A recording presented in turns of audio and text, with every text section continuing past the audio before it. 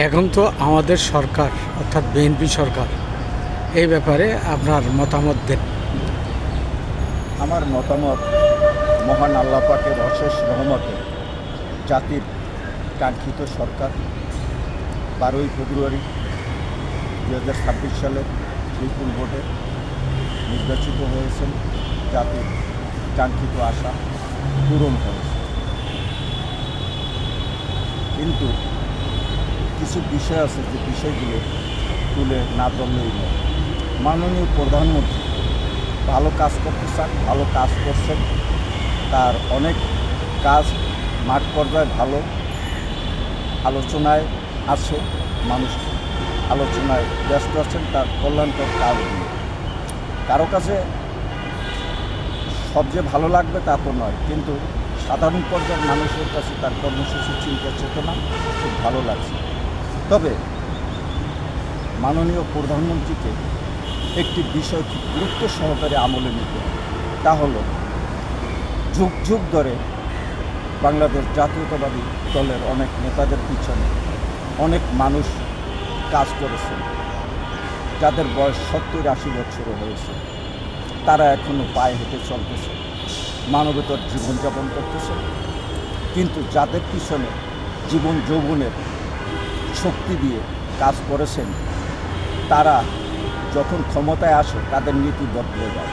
তখন তারা নতুন লোকজনদেরকে তাদের পাশে বসায়, আর পুরানা যে ত্যাগী লোকজন আছে মাঠ পর্যায়ে যারা কাজ করেছে তারা বঞ্চিত। আমি আশা করব মাননীয় প্রধানমন্ত্রী প্রতিটি মন্ত্রী, এমপি, চেয়ারম্যান, কমিশনারদেরকে নির্দেশ দিবেন যে যার অধীনে যে সমস্ত কর্মীবৃন্দ দায় দায়িত্ব পালন করেছেন তাদের দেখভালের দায়িত্ব তাদেরকেই নিতে হবে।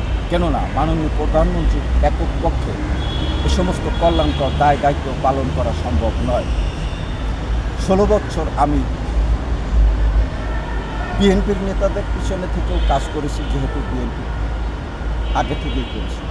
আমি বাংলাদেশ জাতীয়তাবাদী মুক্তিযোদ্ধা দলের সাবেক সাংগঠনিক সম্পাদক, 31 নং ওয়ার্ড মতিঝিল থানা কমিটি বাংলাদেশ জাতীয়তাবাদী মুক্তিযোদ্ধা দলের গঠন লগ্ন থেকেও দায় দায়িত্ব পালন করেছি। মুক্তিযোদ্ধা দলের থানা কমিটি গঠনের লক্ষ্যে বিভিন্ন জায়গায় গিয়েছি শুরু থেকে এ পর্যন্ত। তারপরেও বাংলাদেশ জাতীয়তাবাদী মুক্তিযোদ্ধা দলের বিক্ষোভ, মিছিল, আন্দোলন, সংগ্রামে ছিলাম। আমি বাংলাদেশ ফেডারেল সাংবাদিক ইউনিয়ন তথা ডিউজের সদস্য হিসেবে ঢাকা সাংবাদিক ইউনিয়নের পক্ষ থেকে এক নাগারে 16 বছর আমরা অনেক সাংবাদিকরা দায় দায়িত্ব পালন করেছি। আশা করেছিলাম আমাদের নেতারা ত্যাগী সাংবাদিকদেরকে মূল্যায়ন করবেন এবং যে যতটুকু মূল্যায়ন পাবেন সেই মূল্যায়ন দিবেন।